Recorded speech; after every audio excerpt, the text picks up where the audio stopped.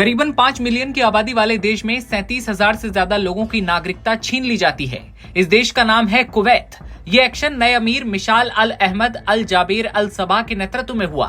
सरकार का कहना है कि कुवैत में अब सिर्फ असली कुवैती ही रहेंगे जिनका ब्लड रिलेशन यहाँ से है। ये नीति उन विदेशियों को निशाना बनाती है जिन्होंने अवैध रूप से कुवैती नागरिकता हासिल की।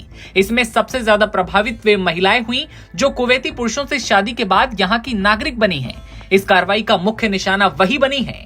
इकोनॉमिक टाइम्स की एक रिपोर्ट की माने तो अगस्त से अब तक 37,000 से ज्यादा लोगों ने कुवैती नागरिकता खो दी है। मीडिया रिपोर्ट्स बताती हैं कि वास्तविक संख्या इससे कहीं ज्यादा हो सकती है। ऐसे में सवाल उठा कि सब आखिर शुरू हुआ कहां से। तो बता दें कि अमीर ने एक स्पीच में कहा था कि कुवैत में रहने वाले करीब 50 लाख लोगों में से 1/3 ही असली कुवैती हैं। ऐसे में अगस्त के बाद से हजारों लोगों की नागरिकता रद्द की गई, जिनमें 26,000 वे महिलाएं हैं जिन्होंने शादी के बाद यहाँ की नागरिकता ली थी। ये कुवैत की आधिकारिक रिपोर्ट है, जबकि असल संख्या इससे कहीं ज्यादा होने की आशंका है। नए अमीर ने दिसंबर 2023 में अमीर बनने के बाद ही संसद को भंग कर दिया और संविधान के कुछ हिस्सों को सस्पेंड कर दिया। दरअसल दिसंबर में कानून में संशोधन भी किया गया, जिसके तहत नैतिक भ्रष्टाचार, बेईमानी, अमीर या धार्मिक हस्तियों की आलोचना जैसे कारणों से नागरिकता छीनी जा सकती है। इसके तहत गृह मंत्री के नेतृत्व वाली एक सुप्रीम कमेटी तय कर रही है कि किसकी नागरिकता वैध है।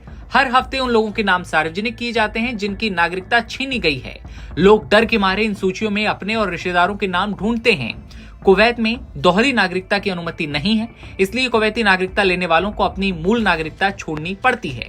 ऐसे में सवाल ये कि नागरिकता जाने के बाद कौन कौन से बड़े इफेक्ट पड़ने वाले हैं।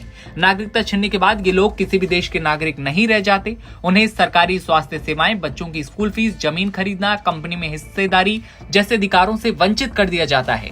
कुछ लोगों के ड्राइविंग लाइसेंस रद्द कर दिए जाते हैं और तो और अकाउंट फ्रीज हो चुके हैं। जिन लोगों की नागरिकता छीनी गई उनकी संख्या को लेकर अलग अलग आंकड़े हैं। दावा यह भी है कि पिछले 6 महीने के अंदर 42,000 नागरिकों की नागरिकता छीन ली गई। वे सोकर उठे तो एहसास हुआ कि वे अब कुवैत के नागरिक नहीं बल्कि कुवैत के अंदर एक अजनबी हैं। उनके बैंक अकाउंट तक फ्रीज हो चुके थे, लेकिन अब इंतजार है सरकारी आंकड़ों का।